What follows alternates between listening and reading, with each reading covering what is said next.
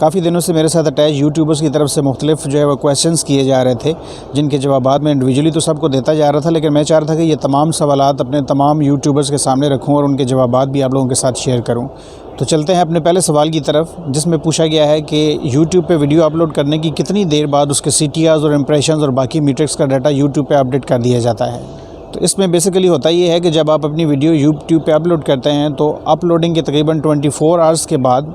आपकी वीडियो का CTR और उसके जो इंप्रेशंस वगैरह होते हैं उनका डाटा यूट्यूब पे अपडेट होना शुरू हो जाता है। मिनिमम ये टाइम 24 आवर्स होता है और सम टाइम जो है वो 48 आवर्स भी इस पे लग जाते हैं और आपके 24 to 48 आवर्स के अंदर अंदर आपकी नई अपलोडेड वीडियो के CTRs और उसके इंप्रेशंस और बाकी मीट्रिक्स का डाटा जो है वो अपडेट होना शुरू हो जाता है।